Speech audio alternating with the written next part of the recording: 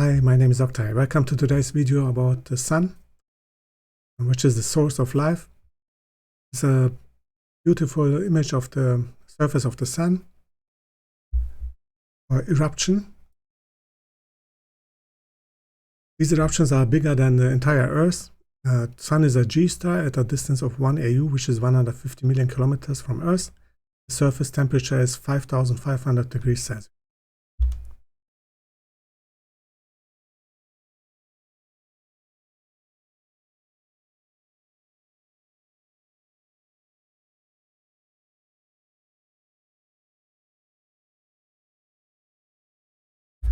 This is a picture of Venus transit in 2012. The transits are quite rare because the orbital plane of Venus is tilted towards the orbital plane of Earth. The Sun has a diameter of 1.4 million kilometers. Rotation period is 25 days. Planets of the size of Venus and Earth can cause just a luminosity drop of the Sun by 1/10,000th. However, the big planet Jupiter can dim the disk of the Sun by 1%. This is a picture of the internal structure of the Sun. You can see in the center the core.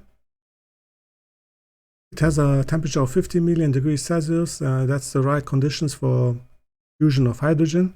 There are two mechanisms. One is the proton-proton chain. This is the more efficient reaction of protons to helium-4 isotopes. And the second is the CNO cycle. CNO is carbon, nitrogen, oxygen. That is another mechanism that produces helium from hydrogen. The mass of the Sun is 2 × 10⁻30 kilograms. The components are 74% hydrogen, 25% helium.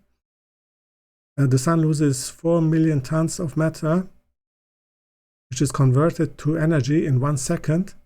But compared to the total mass of the Sun, that's insignificant.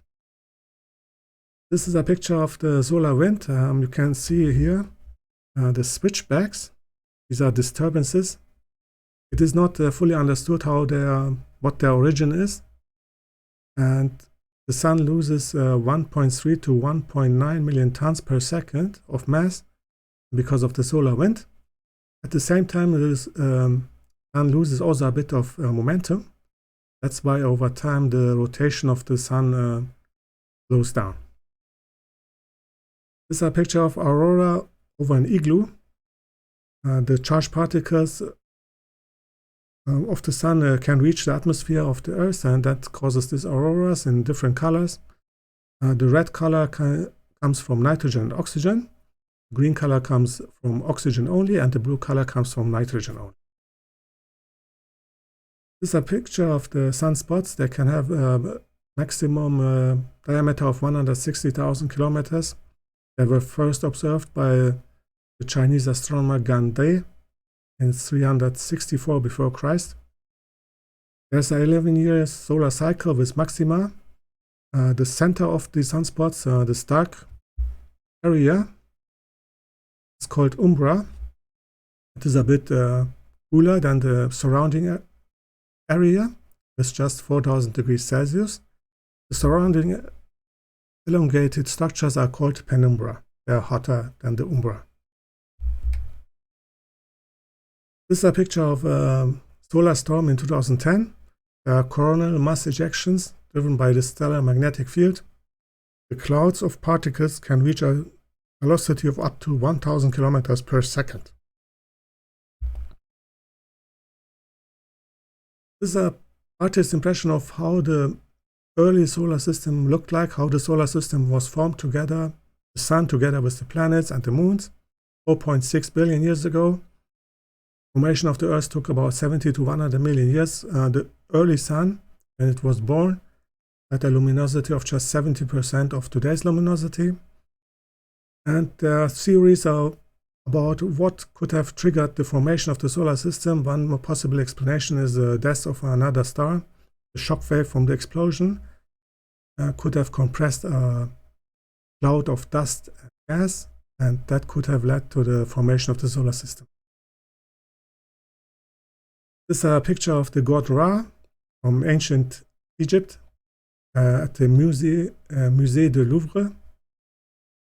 The god Ra was one of many gods in ancient Egypt. It became popular in the 25th to 24th century before Christ. The sun is inside a cobra on the head of the god Ra. So back then, the people already understood that the sun is a big and important factor for life. It is very important for the plants to grow because it delivers the energy for the photosynthesis reaction. Other requirements for life are the liquid water, and then other small molecules like carbon dioxide, methane, CH4, or ammonia, NH3, plus minerals. And all these factors together started life on Earth 3.8 billion years ago. And the early Earth was a pale orange dot with a methane atmosphere. This is a nice comparison of the size solar system to the outer regions. This is again a logarithmic scale. Voyager is at about 100 astronomical units away from the Sun, but it will take another 28,000 years until the Voyager can leave the Oort cloud, which is the edge of the solar system.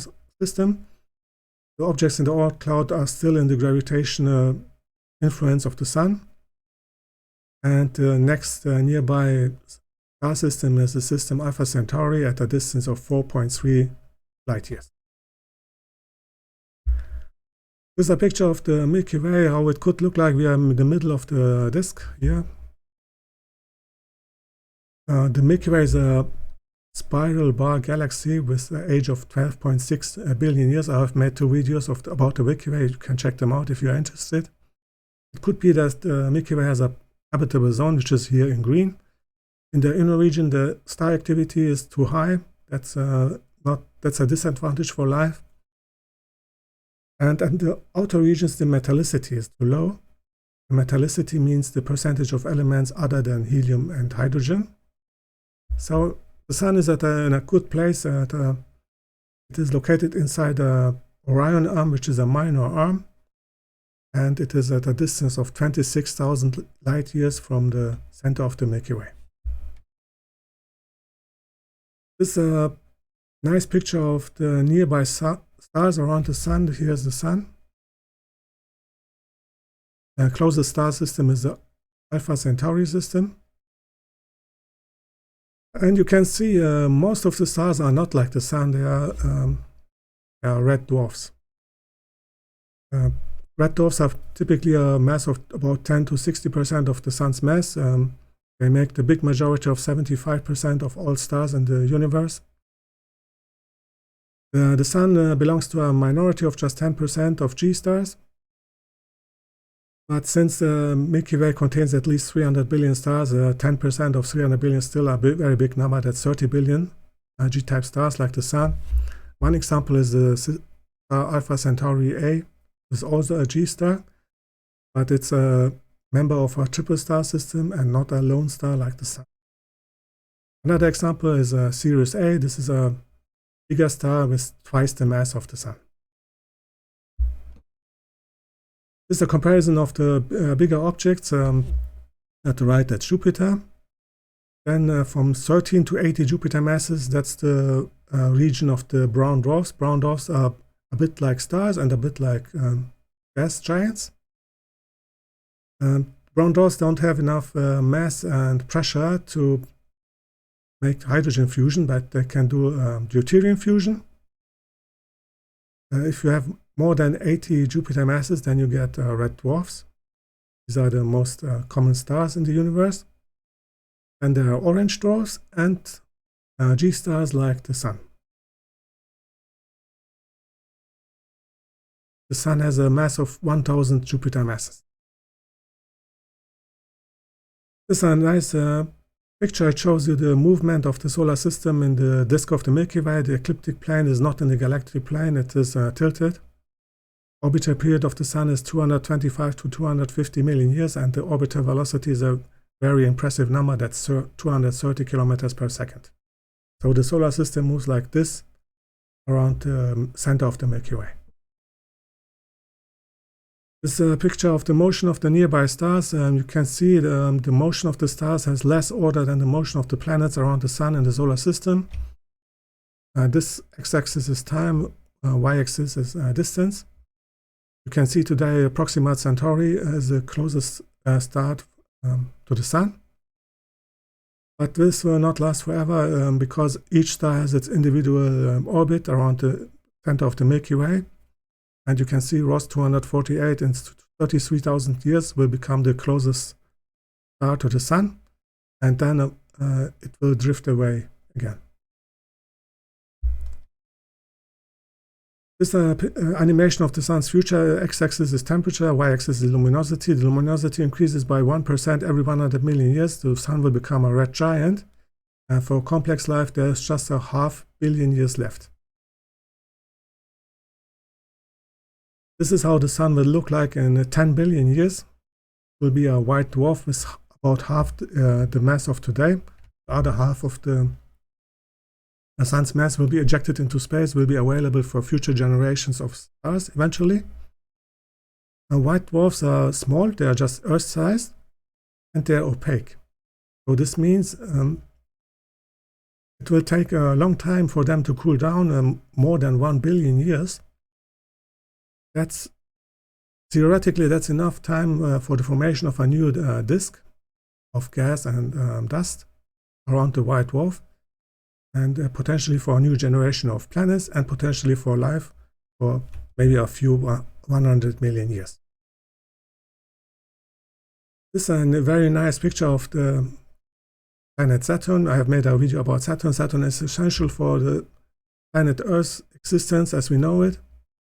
This image was taken by the James Webb Space Telescope. You can see the surface of Saturn is dark, because it contains methane. Methane is infrared active and absorbs infrared light. The rings nicely reflect the sunlight. You can see the structure of the rings. And at the left you can see 3 of the moons of Saturn. That's Dione, Enceladus, and Tethys. This is a beautiful picture of the sunset in Noordhoek in South Africa.